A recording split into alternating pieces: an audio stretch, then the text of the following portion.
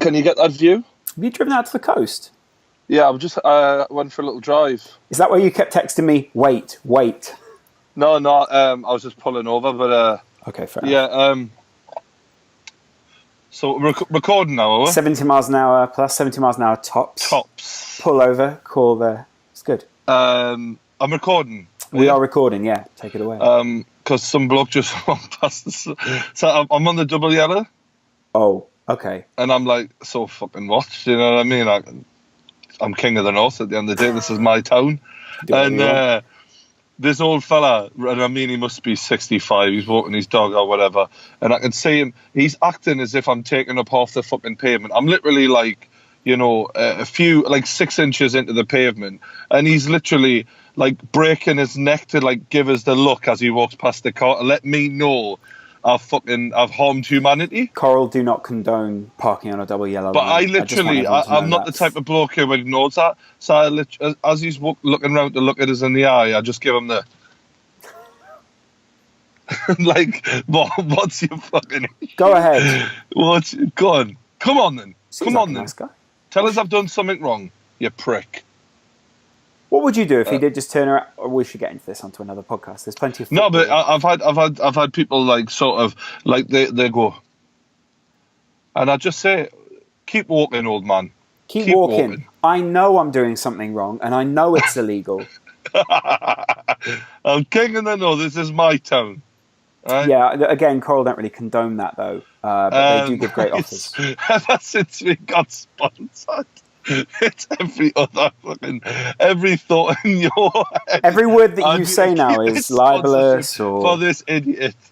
I've just got to cover up every time you say something. Now it's like, of course, we don't believe that at Coral. But on another side note, before we talk about the football, a lot of pregnant women around. Like, this is a fertile time of year. It is, isn't it? Yeah, I don't. But I was finding it interesting because I'm always like, Tell us what match we're talking about first, mate. You got the matches? Yeah, I've got them all. I've got a load of notes in front of me. So. Do you know who would come out on top last week? Because I never checked. Thought that was going to be something you did. I didn't really. We should get. Can someone watch back and then tell us in the comments? In the comments, who came out on top? Right, that'd be great. Although in coming weeks, I'll probably try and do that. We're predicting the weekend. We want to know what you guys think as well. So go in the comments below. We probably for each match, yeah. Yeah, for each match. We'll start off with Swansea Manchester United 12:30 kickoff on Saturday.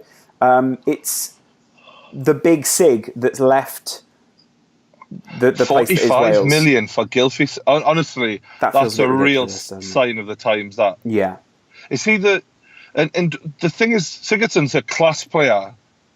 But is he 45 million? I mean, Liverpool got Sadio Mane for 30. Someone else tweeted it today. I feel like there's probably a cheaper alternative. It was Boltwood.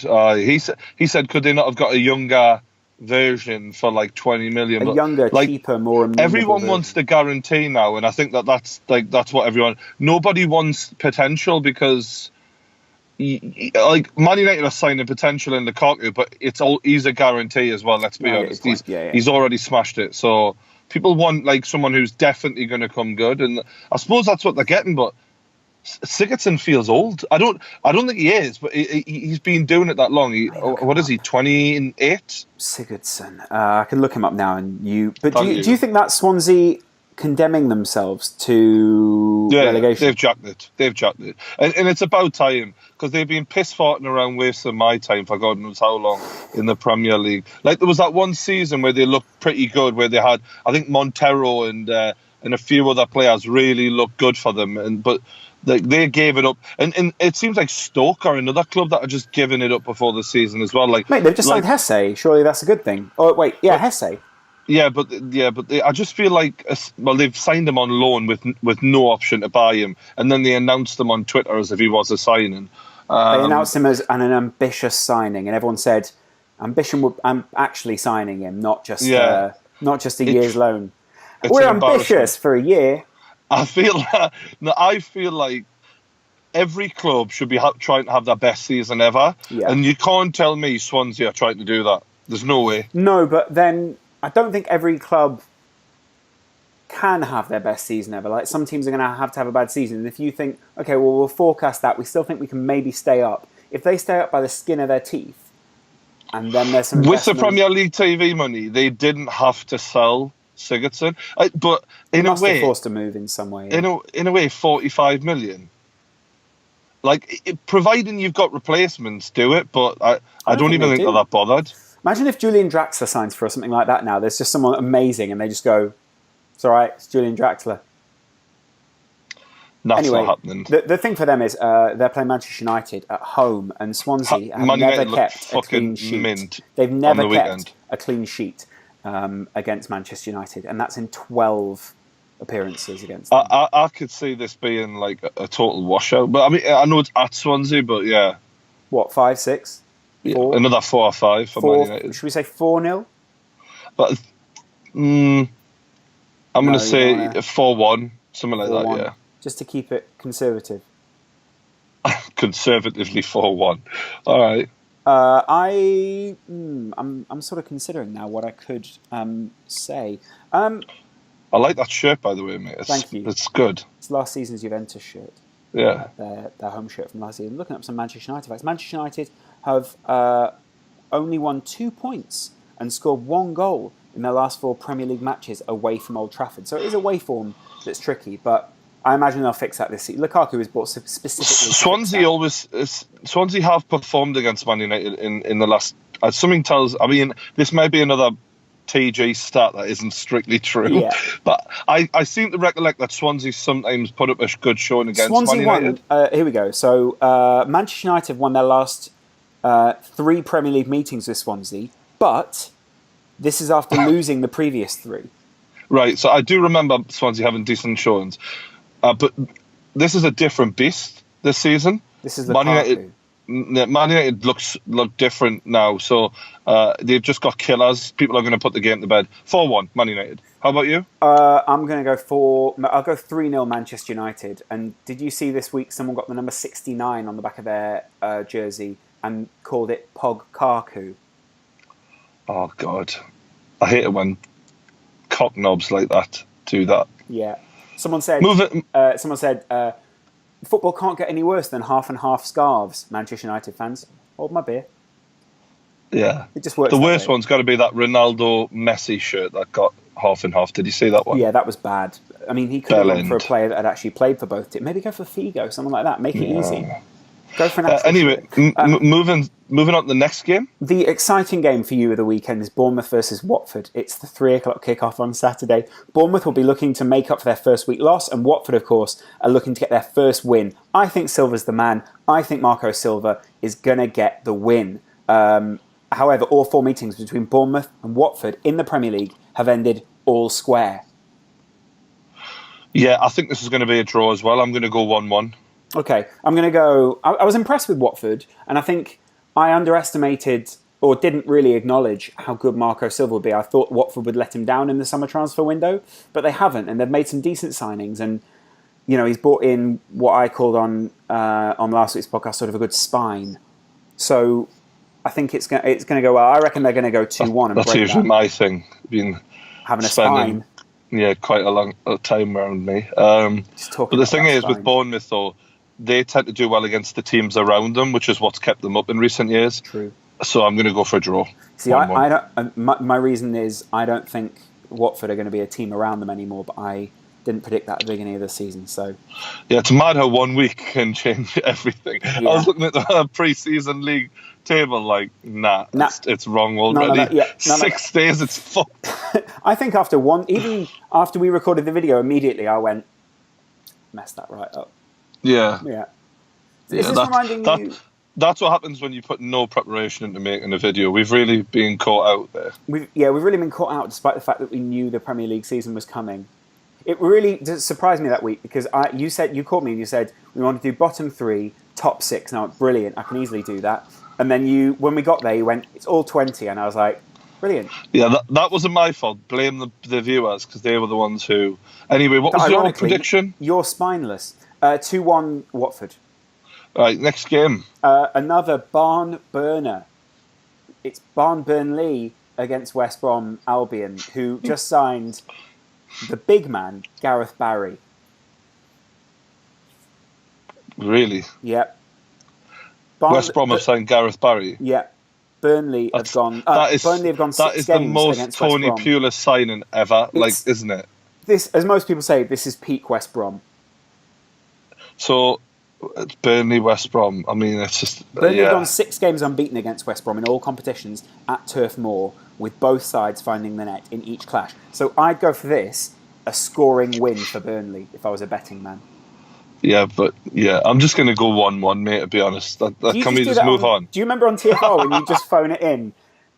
Back in the day. What do you mean? That one time? Every single week. Every week. I'm impressed. I think both sides... Didn't phone all the subscribers I gave them in, though. They were all real, weren't they? No, that's a good point. Nor did you phone in all those invoices you sent them, though. So, 50-50.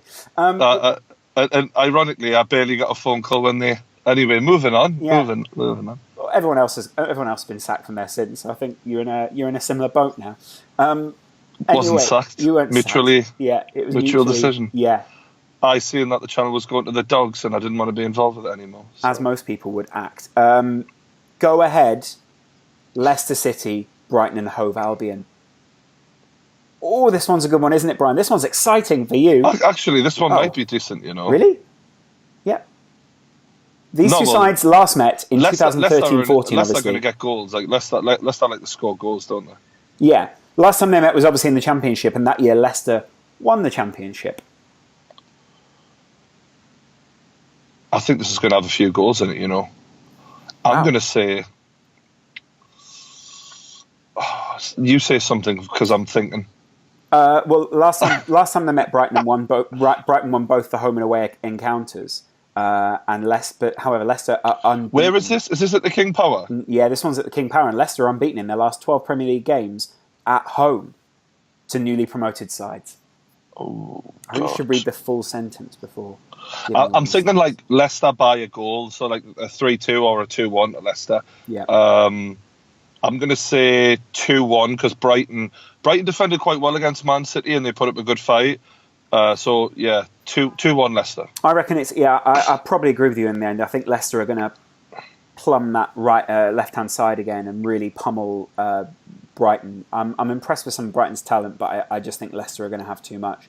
I mean, I'm actually going to go 1-1. Actually, I think Leicester will have a lot, but I think Brighton will come through it and get the point first. Cool, mate. Next one. Keep it exciting. Cool. Next, Liverpool Crystal Palace. This one's a bogey team for Liverpool. Liverpool, the Palace Pigs, as I've nicknamed them on the recent Football Hangover. Yeah, the Palace Pigs. Brilliant. They're not looking good, but Liverpool are also knackered after going away to Hoffenheim. So do you think Palace can take a scalp here as they visit Anfield? All the pressure is going to be on Liverpool. Thank God for that, for Palace perspective. Palace look absolutely atrocious in defence. Yeah. The thing is, if you can't defend against Huddersfield, what are you going to do against Salah, Firmino, Mane, players like that? Like I don't know. But then Palace are the bogey team traditionally, aren't they? Brian, I think Palace might lose. I mean, but then Zaha, Benteke, they have got attacking players, and Liverpool look absolutely equally pathetic in defence as well. This has got goals written all over it, hasn't it? Well, this is an interesting one because both teams have found the back of the net in each of their last 10 meetings in all competitions. So apparently, the game averages 3.9 goals per game. Yeah, I was actually going to go for a 2-2 draw, so I'll stick with that. Sometimes I think you hear something and then work it backwards. I don't. So I was genuine. You go. That's exactly what I was thinking. I could have said anything. I could have gone. It's averaged 9 goals a game, and you'd have gone, 5-4. I knew it. I genuinely was thinking 2s each, and then you sealed it when you said that. But the thing is, it's just two teams that can't defend, so anything can happen. Really, whoever's got their act together on the day attacking wise can win it. But I just don't have any faith because I would have said Liverpool, but then you reminded us that they'll be knackered from Hoffenheim. Benteke, that's part of it. Benteke has also scored in his last 5. He's scored 5 goals in the last 3 meetings in the Premier League. And apparently, when he scored the last time he scored against Liverpool, that meant he'd score more goals as an away player than as a home player at Anfield. Yeah. So, that's disappointing. Any predictions? I've gone 2-2. I hope 3-1 Liverpool. I don't think Liverpool will keep a clean sheet, but I still think they'll come away winners because I think it's Palace, isn't it? They're not looking great this season.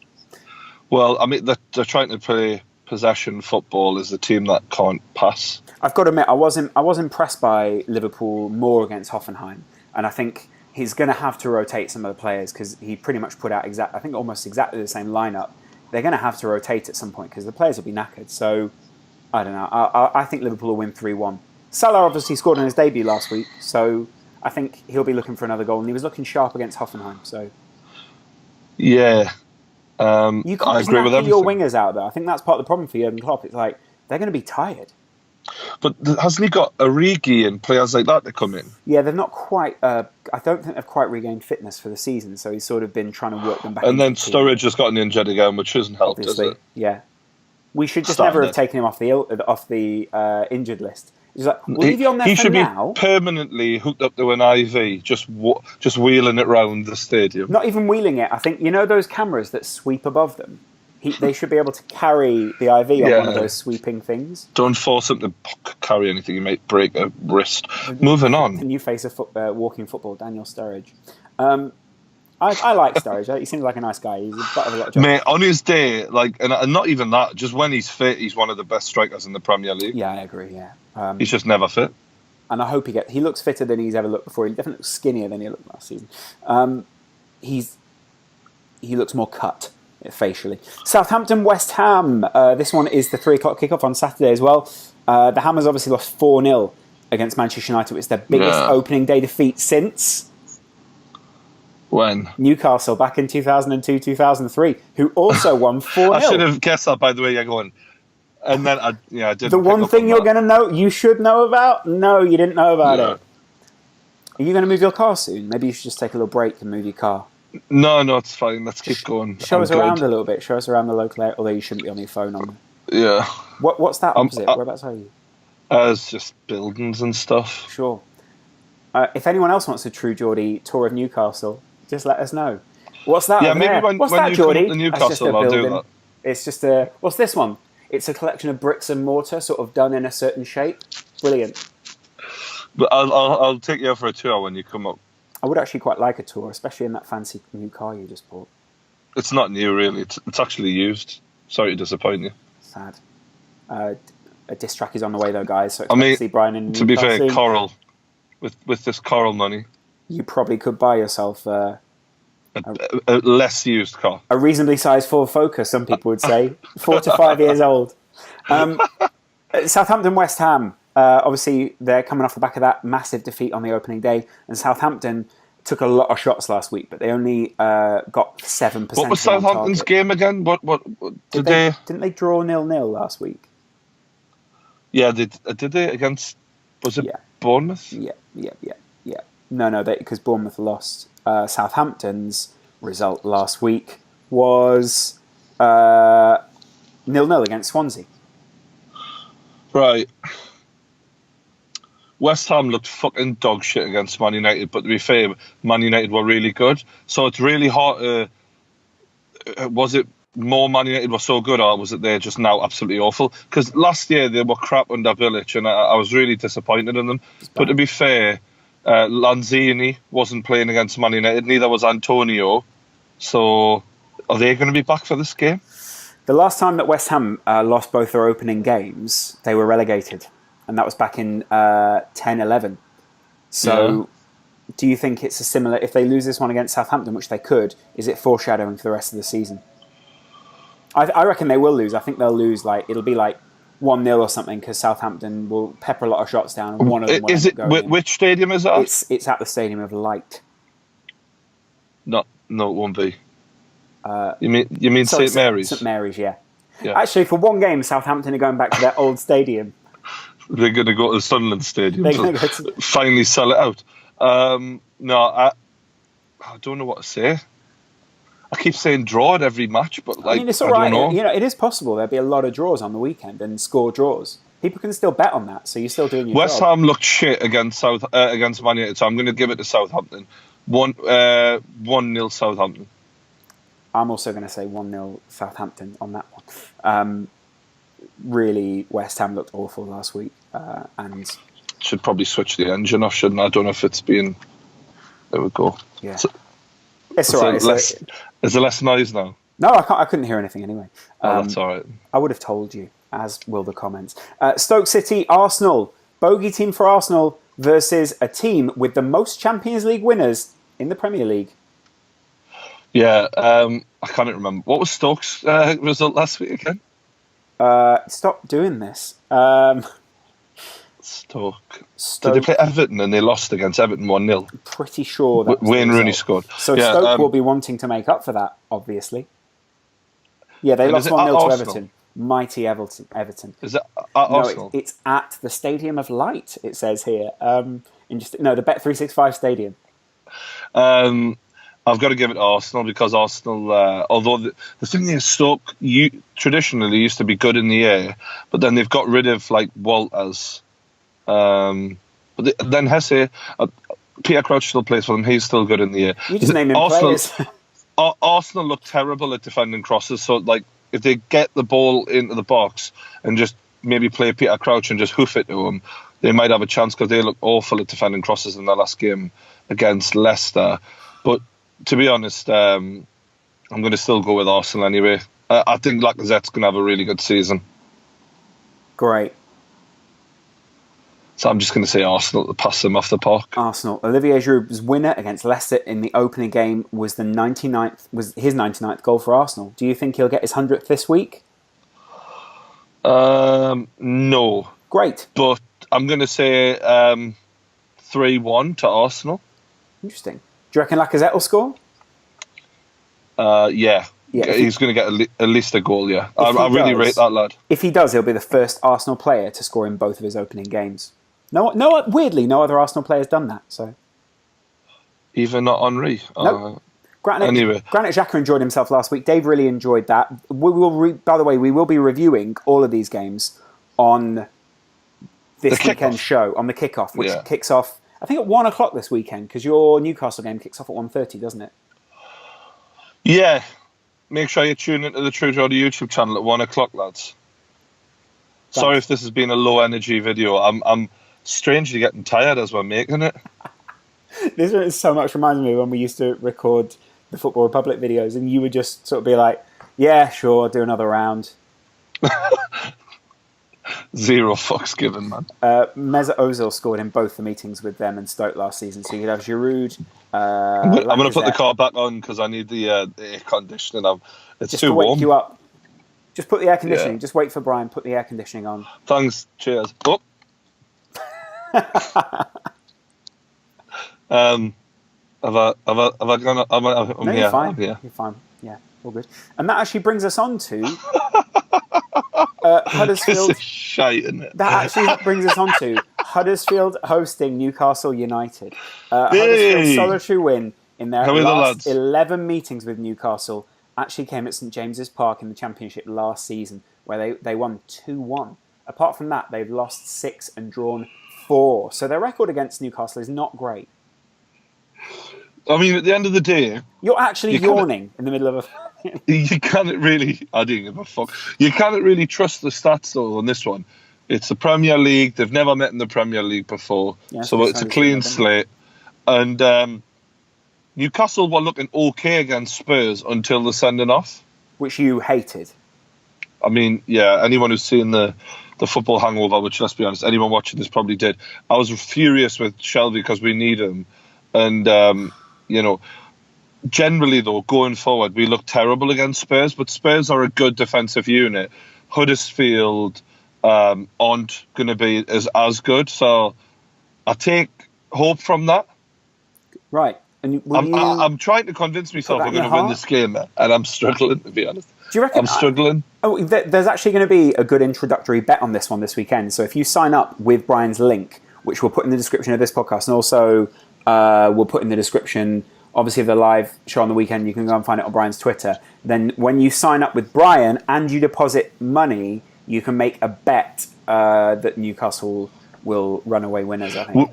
We'll have good odds for Newcastle, basically. And I've noticed when I deposit money on the account, you get free bets as well, which is really good. Yeah. Like free 5 quids and things like that. It's awesome.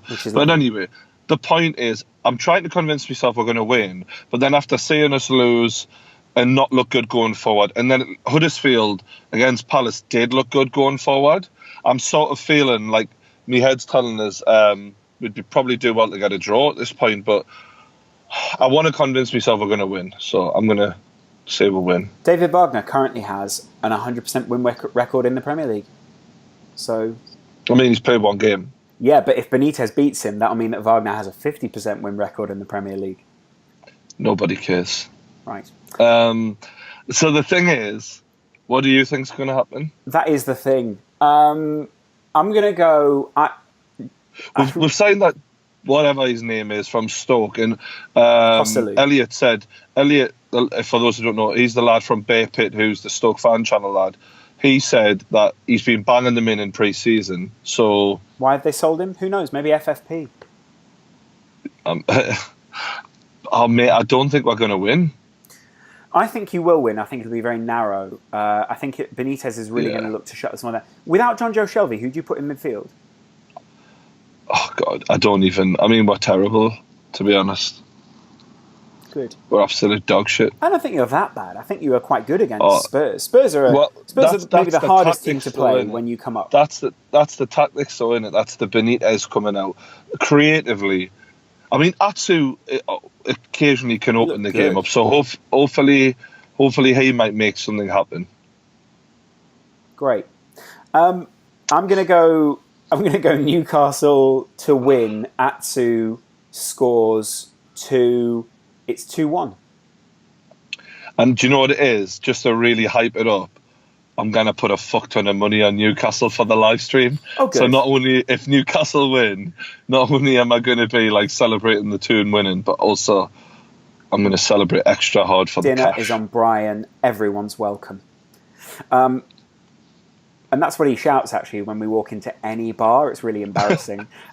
It's also... Dwight Gale has scored in his last 3 appearances. So actually, I'm going to say 1 for Atsu, 1 for Gale against Huddersfield. Yeah.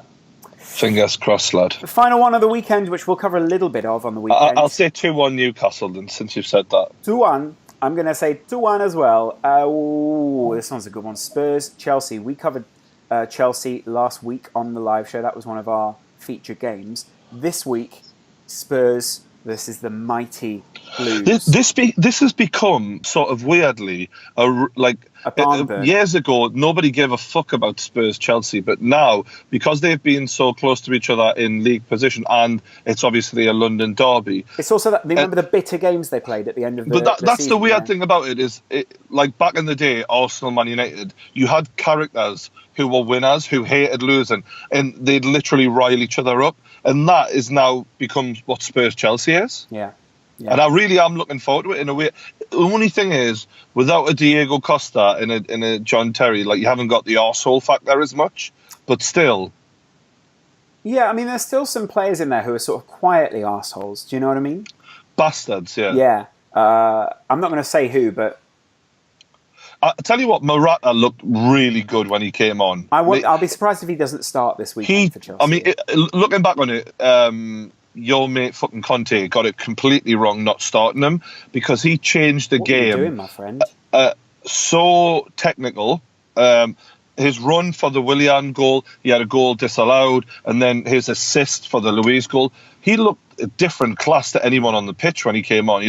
I was really impressed, to be honest, because like we said in the last weekend, you get the Shevchenkos who look great in other leagues, can't do it in the Premier League, but he instantly hit the ground running. Yeah, I agree. And this is also going to be a real exciting game, because I'm going to put a bet on him to score and maybe. Chelsea are going to come into this game knowing they have to win, because if they lose 2 opening games, you're instantly chasing the pack, and that's a right fuck on. Chelsea have lost just 2 of their last 17 games in all competitions against Tottenham. And of course, Spurs haven't lost a Premier League derby at home under Mauricio Pochettino. However, this one is at Wembley.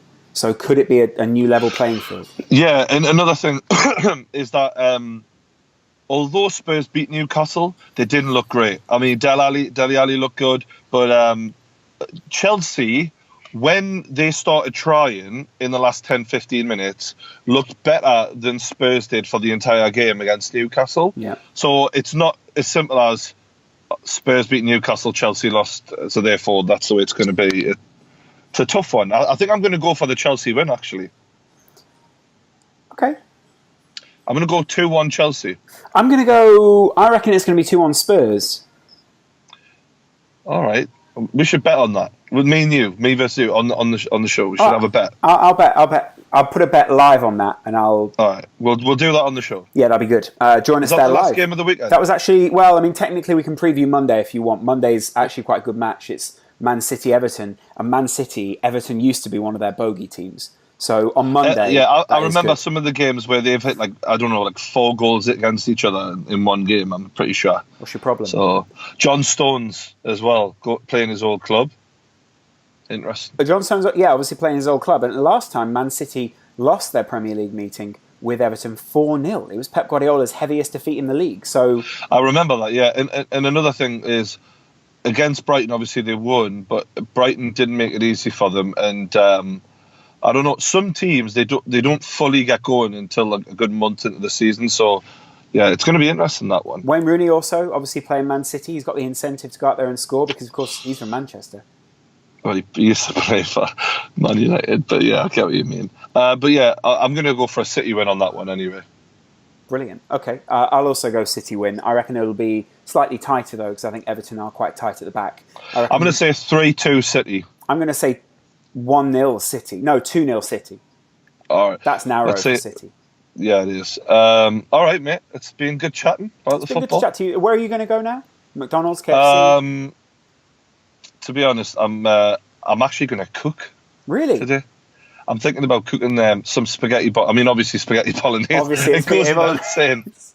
It goes without. Everyone who's a regular podcast listener already knew. Oh well, then I know what he's cooking. Brian walks back into his flat completely alone. I just cooked myself some spaghetti bolognese. The problem is I've got to find something to get the ingredients because the co-op I used to go into, I went in a few weeks back and. All the aisles were full of people who had clogged them up, like stacking shelves and whatever. And I literally couldn't get down one aisle. And I turned to the person who was working there at the door and I went, fucking pointless this. And I just walked out. So I feel like I probably shouldn't go back there after I made a bit of a show. Where are you going to get all those specialist ingredients if you can't go to the co-op? That's Tesco's and whatever else. Okay, fair enough, yeah. I can't believe you thought the only place in the whole of Newcastle that could sell all the ingredients for bolognese. Might get something, probably a bottle of something. What are you going to go for? A bottle of red, bottle of white, maybe a bottle of beer? Newcastle brown ale? I'm a big fan of red wine, actually. Yeah. When I'm eating, you're so cultured. When I'm eating, I like red wine to go with it, whether it be just any old dinner or spaghetti or whatever. But anyway, I'll let you go, mate. It's been emotional. Yeah. Do you ever put beer in your bolognese? I think that would taste quite nice. Fucking right. Have you ever? Surely you put a bit of red wine in your sauce. There's some people who have beer, how your beer can up a chicken, don't they? And they the live chicken. No.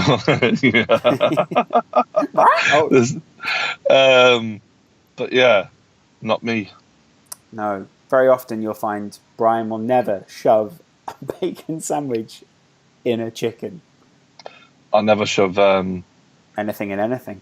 You'll always carefully place it. Sponsored by Coral. Hope you've enjoyed the show. It's been really good to have you. Have you ever shoved a bacon sandwich in an animal? Let us know. And also, will you share this? Because the second channel, it's a little bit... it's dying a death. The views aren't as good. So if we could share it, that would be great. Thanks very much, everyone. Especially after last week. We'll see you. Yeah. See you soon. Cheers, everyone. Bye.